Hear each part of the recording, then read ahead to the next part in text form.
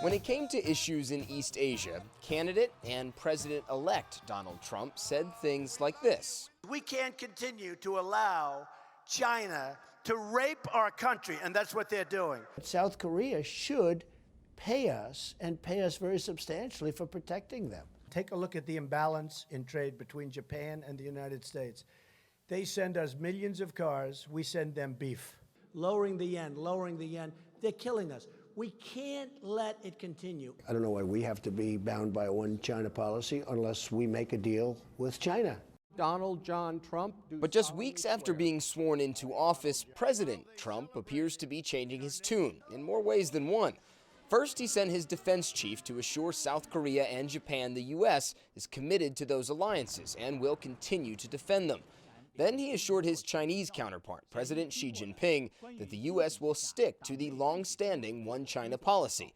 And over the weekend, President Trump embraced Japanese Prime Minister Shinzo Abe, despite previously accusing the country of being a currency manipulator. So why the apparent 180 by the U.S. president when it comes to how he deals with East Asia? Now that he's president, he's dealing with other international actors in real life. Situations like China's staunch objection to Trump's phone call with Taiwan's president in December and continued calls for Trump to reaffirm the one China policy. They often say in the military the enemy gets a vote. I don't want to suggest that China's the enemy, but it gets a vote in terms of the bilateral relationship. And suddenly, when Trump became president, he had to factor that in. Trump's softened stance appears to be resonating well in this part of the world. His meeting with Shinzo Abe made the front page of Japan's major newspapers on the weekend. Their 19-second handshake, perhaps awkwardly long, but also a possible sign that both leaders are ready to work together.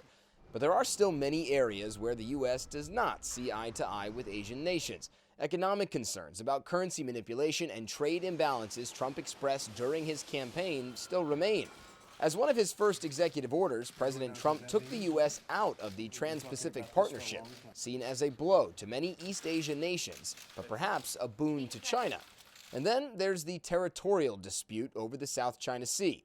For now, though, Trump has turned on the charm. All of that effort would not have had to have been made had Trump not used such negative language about these countries on the campaign trail. So he's had to do a lot of work just to get back to the starting line. And the ability of the Trump administration to work with the likes of South Korea and Japan and China will quickly be put to the test. The latest missile test from Pyongyang will merit a response and serves as a stark reminder of the high stakes in a tense region. Matt Rivers, CNN, Seoul.